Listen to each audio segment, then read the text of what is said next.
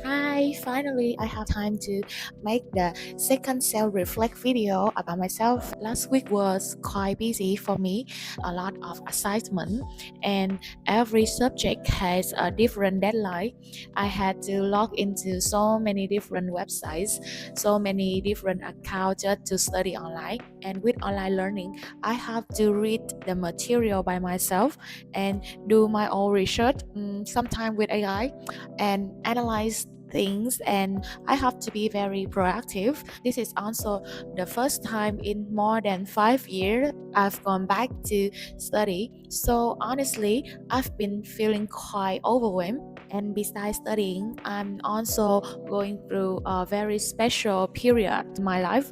That is, I'm trying to rebuild my life from the beginning. I've been doing a lot of self reflection to figure out the things that I didn't do right before and the thing that I need to change. I also decided to move back to my hometown and live with my family because I feel like I've grown up more and I want to face the wounds from the past instead of always avoiding them. And during this time, I also had some time to look back at the time when I went on dates. One thing I realized is that whenever I'm texting someone and the conversation is really good or really fun, I can very easily start having expectation for that person. I know that a text is just a text, and I know I can't understand a whole person just from a few messages, a few phone calls, or a few FaceTime, and somehow I still unconsciously create expectations because the things they say make me feel really interesting, really happy, and I really enjoy the conversation. I'm also a very curious person. I like starting conversations, I like asking questions, I like getting to know people, and I always want to know what they think, how they live, and what their life is. But at the same time, I'm actually pretty bad at texting. I don't like texting at all. And this is also something I'm trying to improve because I know that if I want to get to know someone, especially in the beginning, texting is almost impossible to avoid. But then I also realized something. No matter how much you text someone, it can never replace meeting them in person. Just meeting someone once, I can already feel their vibe, the way they behave, the energy they bring, and whether I actually feel compatible with them or not. And the interesting thing is when I meet someone in real life, I usually realize that they are quite different from the person that I imagine in my head. Not because they were pretending, but because my imagination had already created so many things. Humans have a very powerful imagination. When we don't know enough about someone, our brain automatically fills in the gaps with our own assumptions. And the more we talk to someone through text, the easier it is for us to unconsciously build a version of that person in our head. Then when we finally meet them in real life, there will always be things that match our imagination and things that don't.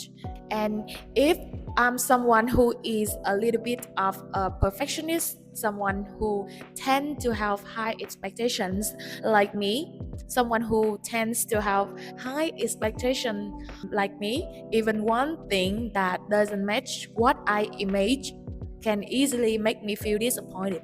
Not because that person is not good, but because I'm comparing them to a character that I created in my own head. That's also why I prefer meeting someone in person rather than texting for too long. Usually, I just want to text for a few messages and then meet, not because I'm rushing, and of course, not because I'm easy. It's just that there are two types of people. Some people like getting to know someone through texting, and someone like me prefer meeting in person. I feel like I understand people more through their eyes, the way they behave, their energy, their emotions, and all the little things they do rather than through words on the screen. And then that make me start thinking about a bigger question. Why are there so many people using dating apps, meeting so many people, talking to so many people, but still not finding someone who is actually right for them? I think there's one very big reason most of us are living on autopilot. When I feel sad, when I feel lonely, when I feel empty, I usually don't sit down and ask myself why do I want to open the dating app? Why do I want to meet someone new? Why am I feeling this way? Instead, I just let my brain run. Whatever I feel like doing, I do it. Whatever I want, I go look for it. My brain is just running on automatic mode, and I think that's the real problem. I have this metaphor. A dating app is like a supermarket. If I walk into a supermarket without knowing what I actually need to buy, I'm just going to walk around. I see apples, so I buy apples. Then I bring them home and realize I didn't even want to eat apples. Apples are not even part of my nutrition plan. Then the next time I go back to the supermarket, still not knowing what I need, then I see some really good snacks and I buy the snacks. Dating apps are kind of the same. There are so many choices. Everyone has good qualities, everyone has things that are not so good. But if I don't know what I actually need, I'm going to be attracted to whatever is right in front of me rather than what is actually right for me. It's kind of like when my body is craving something. Behind that craving, there is always a reason. If I actually sit down and try to understand myself, I might realize what I'm missing, what I actually need. But if I don't understand myself, if I don't have standards, if I don't have a nutrition plan for my whole life, then I'm just going to keep going from one person to another, like walking from one side to another. Maybe sometime I'll get lucky. Maybe I'll find something really good, something that tastes really good exactly when I'm craving it. But that doesn't necessarily mean it's actually good for me in the long term. So I think whenever I really want to do something, whenever I'm craving something, or whenever I have this strong unconscious desire to look for something instead of immediately running after it, maybe I should just sit down and ask myself, what do I actually need? What do I actually want? And why do I want it?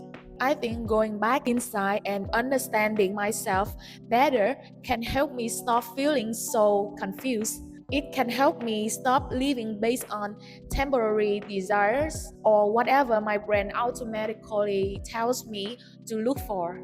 The older I get, the more I realize that I can't just let myself run on autopilot forever. I can't just do whatever I feel like doing. I can't just chase whatever I'm craving.